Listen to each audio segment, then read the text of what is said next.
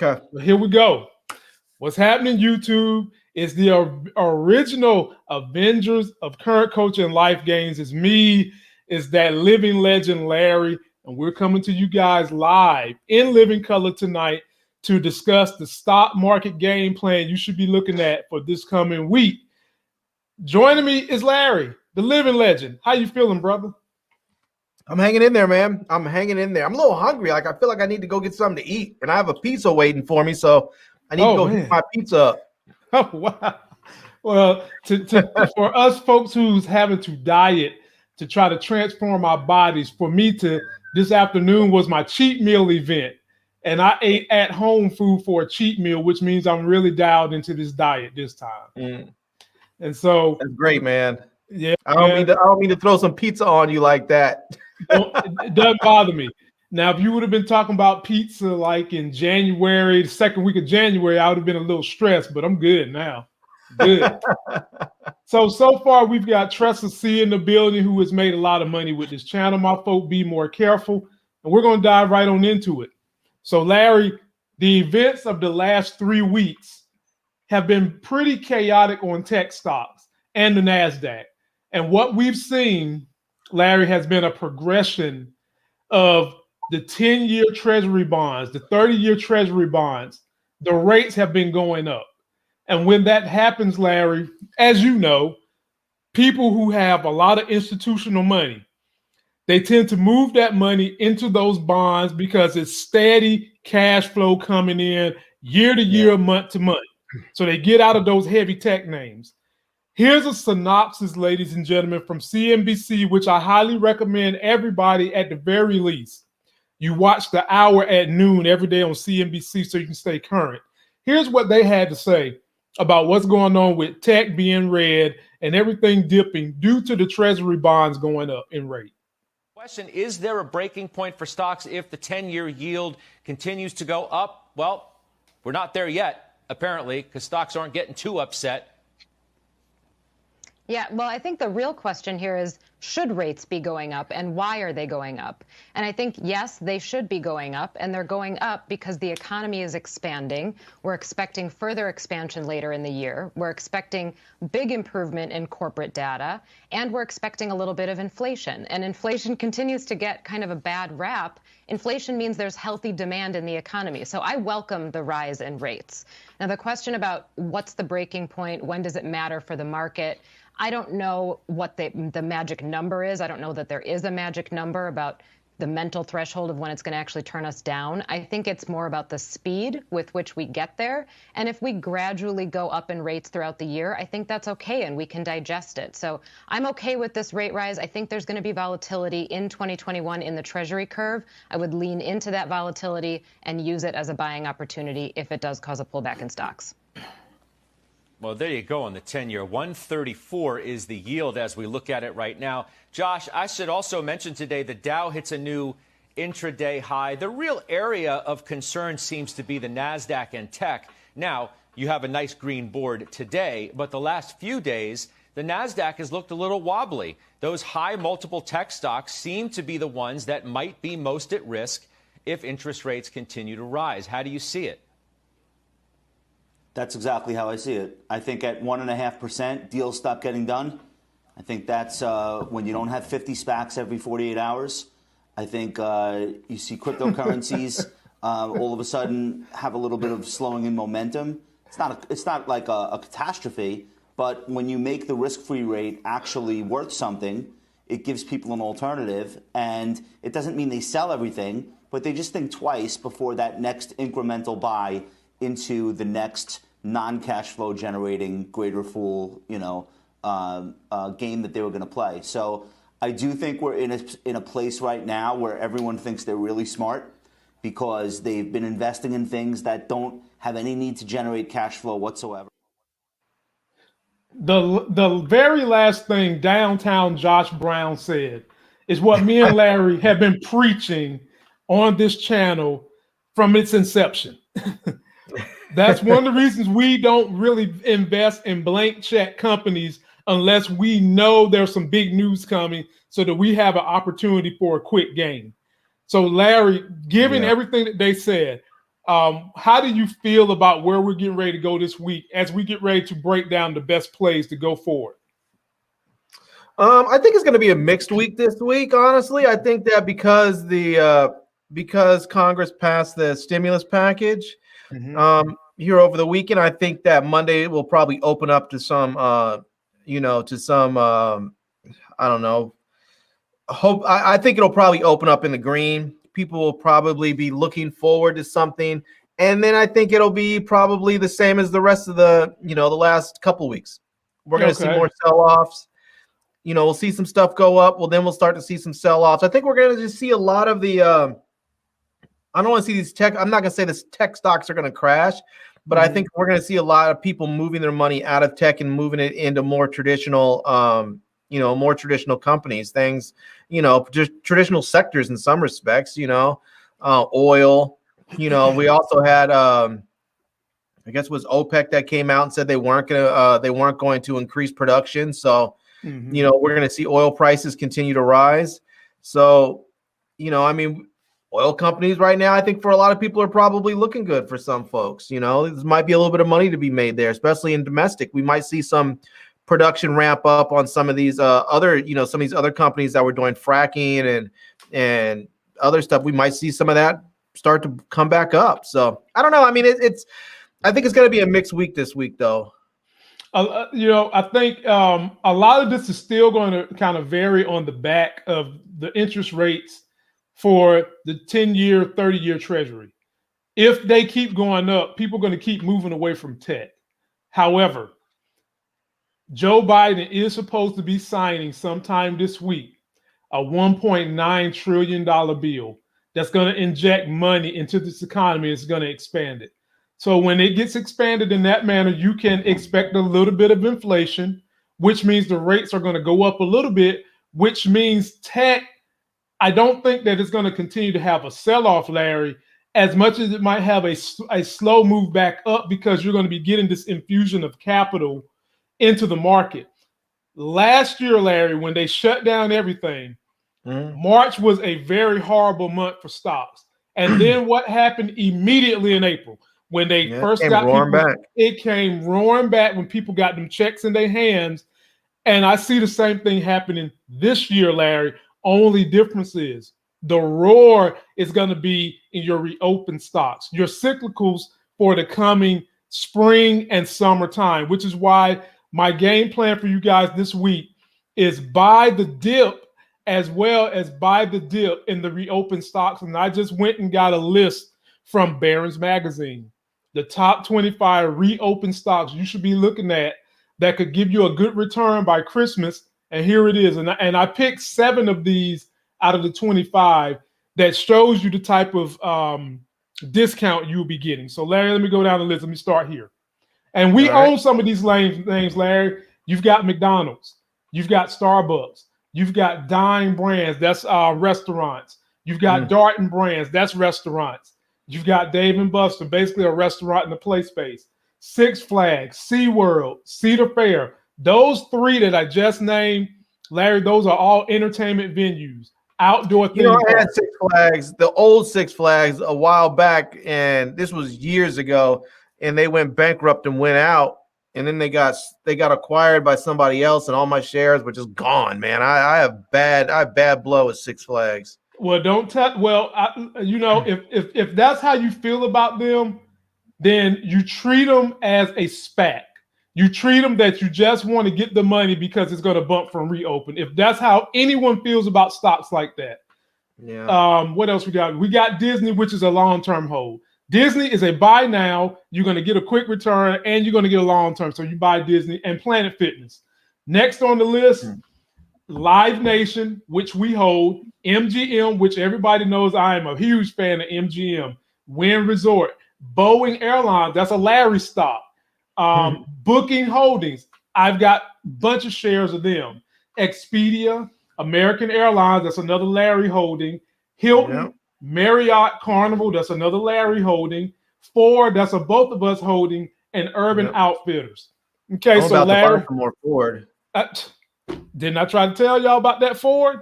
And now I'm hearing that Ford is starting to overcome the issue they're having with getting semiconductors.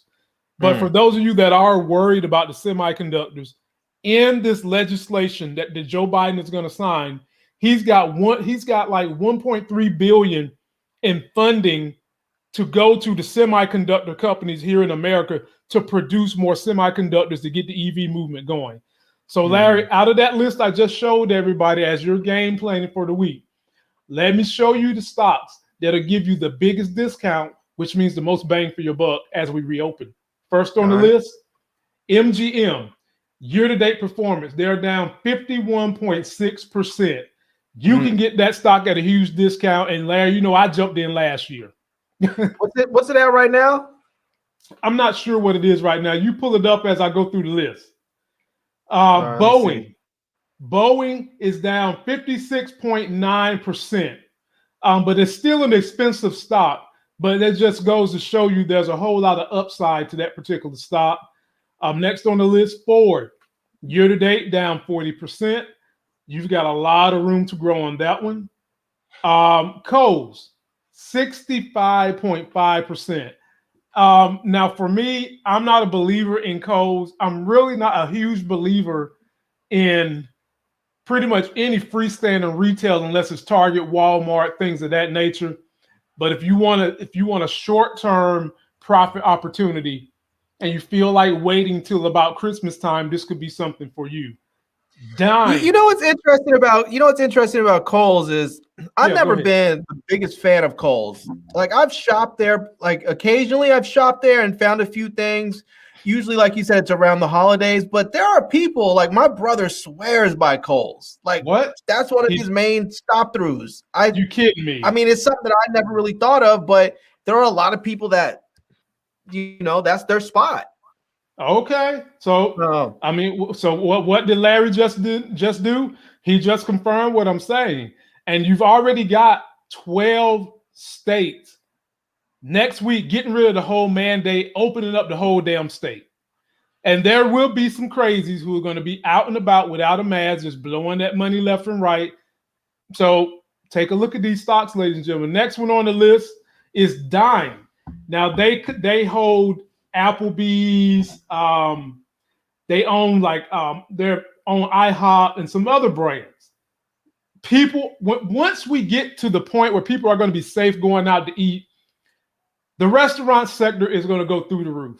And since a lot of your mom and pops either didn't survive or barely surviving, you know that these major chains are going to be thriving. And right now, you can get this stock at a 48.2% discount year over year.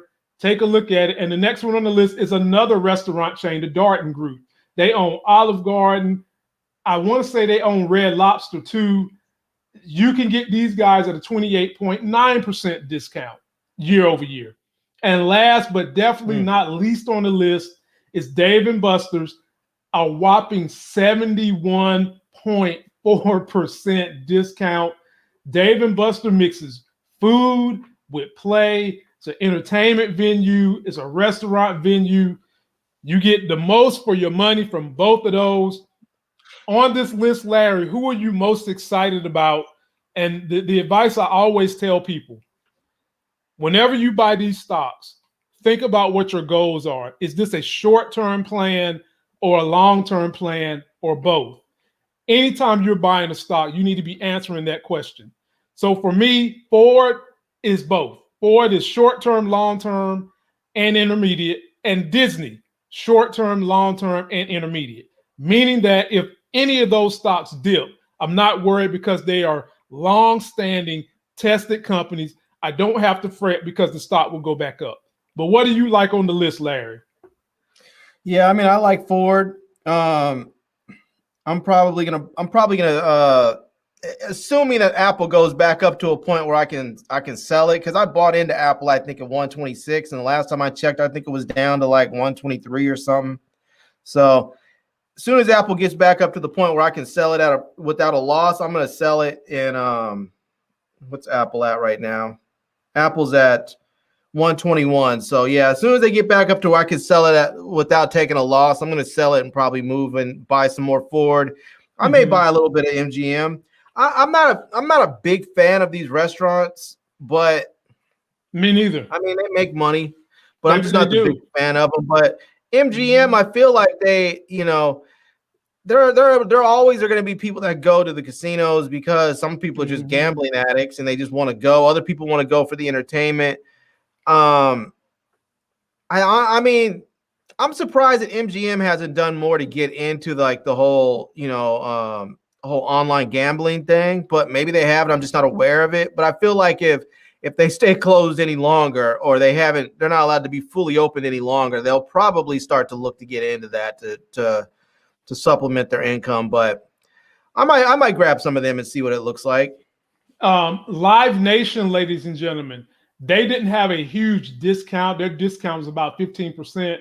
But Live Nation is another one to get and sit on because they host and produce a lot of your live concert venues throughout America. And they're going to be doing gangbusters when people can finally get back in person. DraftKings is another one that I like. And y'all know I made big money on DraftKings around the Super Bowl because I was telling people in January early, if you don't want to own the stock, buy a call. I bought a call, and I think, Larry, I remember I sent you a screenshot in our personal group when I was up $1,000. And if I would have got out before the Super Bowl, I would have had $1,500, but I waited till after the Super Bowl and I had $1,200. But I mean, I'm good with that. Right. But ladies and gentlemen, DraftKings is another good one because you've got so many states starting to allow online gambling to be a thing. And DraftKings is sitting at the very front of all that action. So that is a good play, whether you're doing reopen, whether you want to do a long-term hold. I'm for DraftKings. That's definitely something you guys should take a look at and put in your portfolio. And the other thing that me and Larry are big on is, Larry, buy the dip. Right. You buy the dip. Me and Larry are big at buying the dip. And so, Larry, what type of buys have you done since we've been in this dip? What did I get recently? I did buy a little bit. I bought a couple of and this may not be the best thing, but I bought that Future FinTech, which is a blockchain company. They're down to like 483 right now, so I'm hoping they'll come back up. I'm gonna pull it up, Larry, because I've got them too. So I'm gonna pull them up, put it on the screen. If you give me a second, I'll keep up with you. Yeah, no problem. Okay, all right, I'm with you now. Can you see my screen? I can, yeah. Okay, so at the bottom of my list is Future FinTech, and I'll show everybody what you're talking about.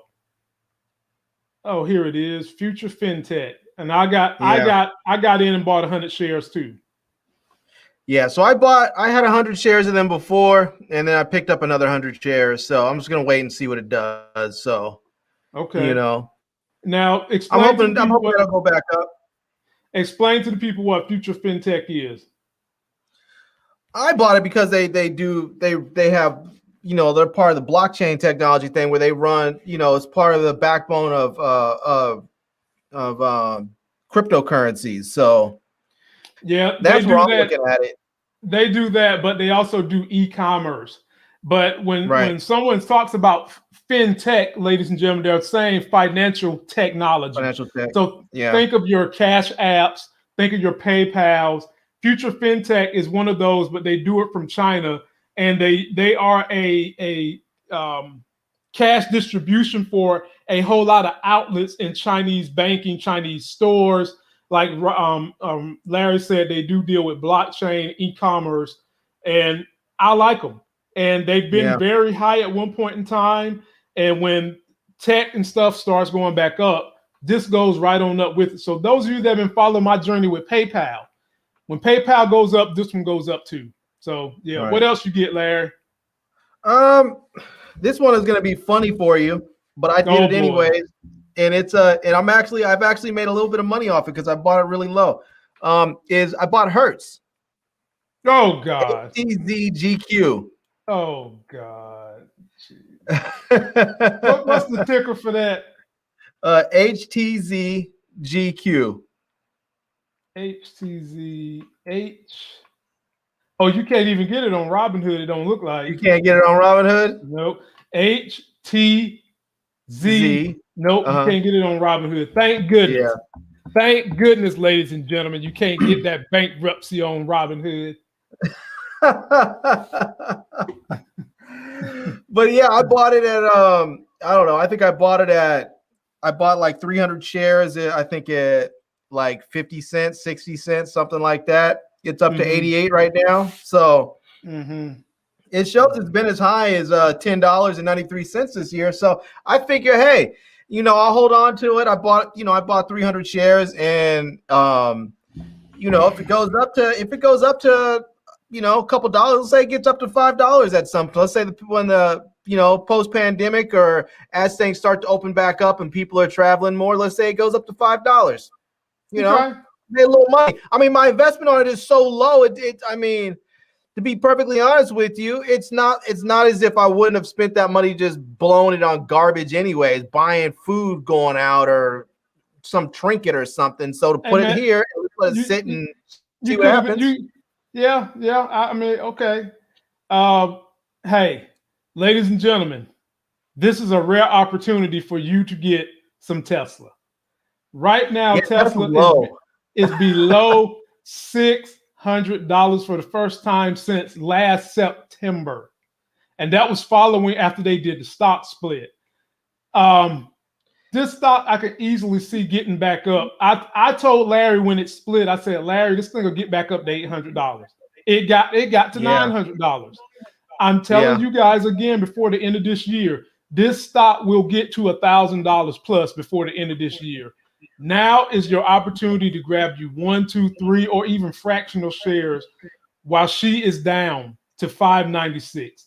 I wouldn't be surprised that if tomorrow in the pre-market, this thing jumped from $5.96 to maybe $6.50, because there's so much spending in this coronavirus bill for getting people back out on the road, and a little bit of change in there for helping the car industry move to EVs.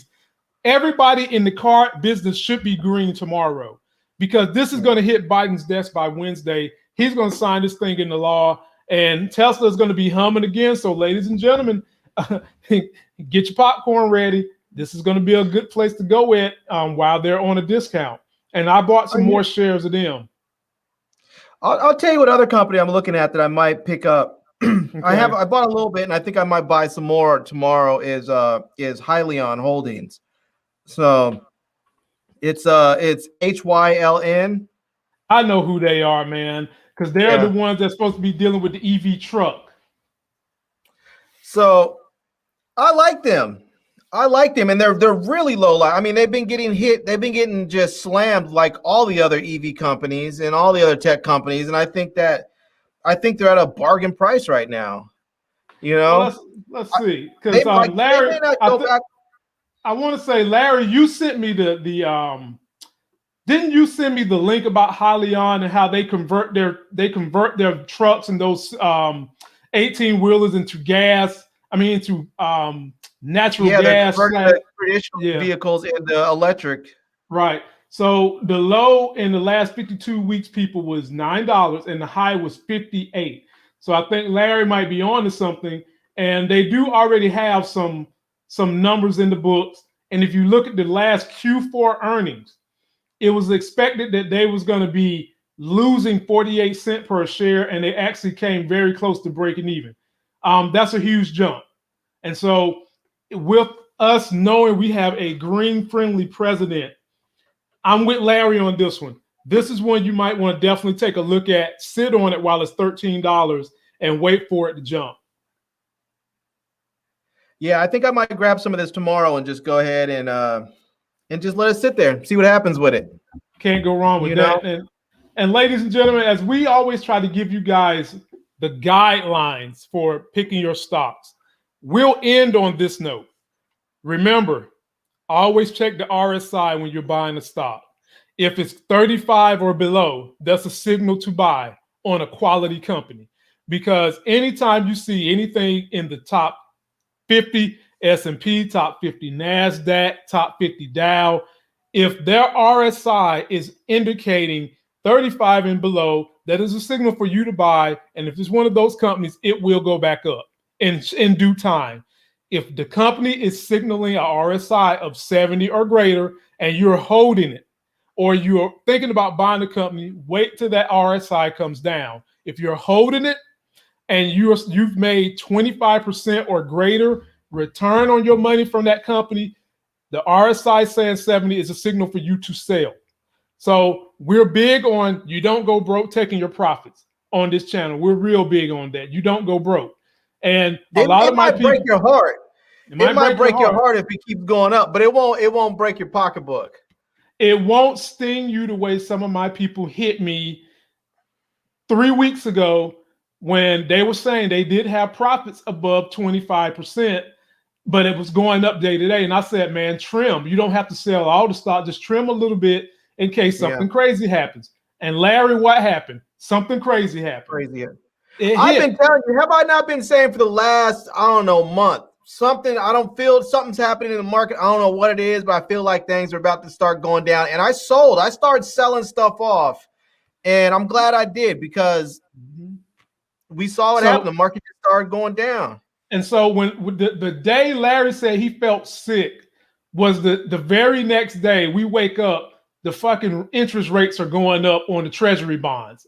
Anytime you see that, ladies and gentlemen, people are going to move money from tech and those type of stocks to put it into something stable that's going to guarantee them a return month to month, year to year, decade over decade. That's what they do in the marketplace. So that's your lesson for today.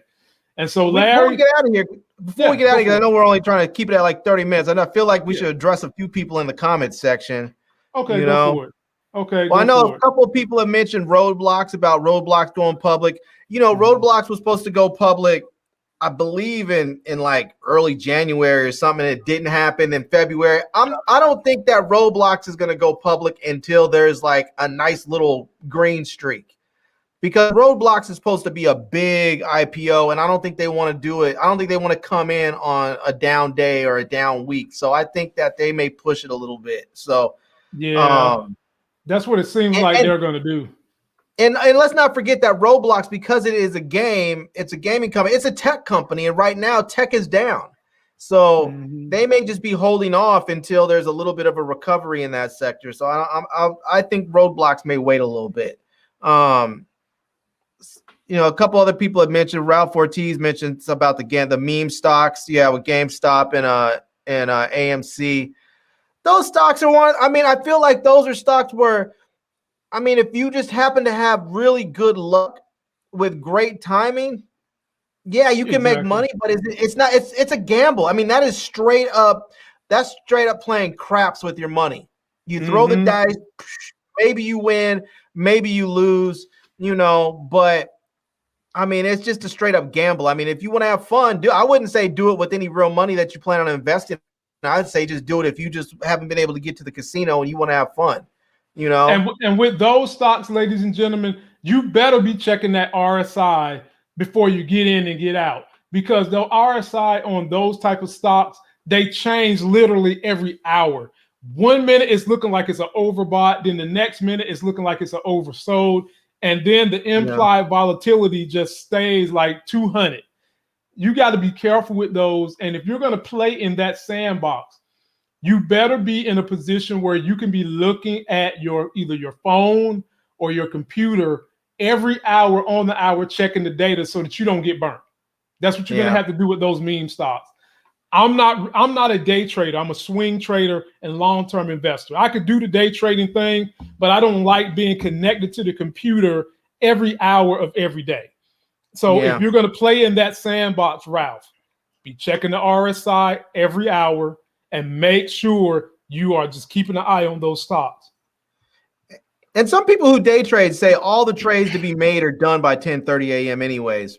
That is a saying. That is definitely a saying because Larry, what happens is those individuals who have the opportunity to do some buying and selling in the pre-market run things up or run them down. Then when all the retail investors are able to get in at 9:30, by about 10:15ish, all the action has happened for the most part. Yeah. I mean, that's not to say that if you want to play the game, you can't play it, because you can. But if you're going to play the game, you better be glued to your computer or your cell phone, checking the data every hour. Yeah. What else we got? Let's see here. Savage, did you hear something about them postponing Roblox? We have, as far as we knew, Roblox was supposed to drop this month. Now, this is what I did hear in terms of another major stock. Robinhood is going to be under the NASDAQ. That's who they're going to be. That's who their ticker is going to go underneath. Not the S&P, not the Dow. They're going under the NASDAQ. And they're still aiming for August IPO. So if you're like me, you're waiting on Robinhood, be keeping some money in your pocket for around September and August. They're thinking about coming out right before football season starts. That's going to be a big one, but I think Robinhood's going to be they're going to get attacked. That stock is going to get attacked over and over again. That people hate Robinhood in the market, man. Those hedge funds are going to go after them. The Reddit boys are going after them. Everybody's going to come after them. They're going to say that, but watch they still buy the stock because Robinhood. Yeah, they're going to buy it because Robinhood is just turning up. Robinhood is gaining somewhere around 500,000 subscribers a month. And in 1 month, Larry, they got 2 million subscribers, and this is starting back since last March. Think of that, Larry. Just think about that. And so people are going to be on the Robinhood bandwagon. It's just, what are they going to start out their prices with and where are they going to go? So if you don't have any more business, Larry, we're out of here, my man. And I want everybody to be sure to like this video. Be sure to share it. We dropped some educational dimes for you guys in here today and helping you understand exactly why we saw the tech crash. Well, not even a crash, pullback last week. Interest rates went up on your treasury bonds. People get out of their tech and they get into something stable for the income. And we gave you a good plan for what you should be buying that's cheap right now in terms of cyclical reopening stocks. Put some of those in your list and go get you some. We are about to head over to Brandon Avery's Just My Opinions channel. We'll be over there for a little while. Be sure to come follow us. His link is in the video description. And until tomorrow, when we trash the hell out of Coming to America, Part 2, Sex is Hell videos, we'll see you guys. Peace. Peace.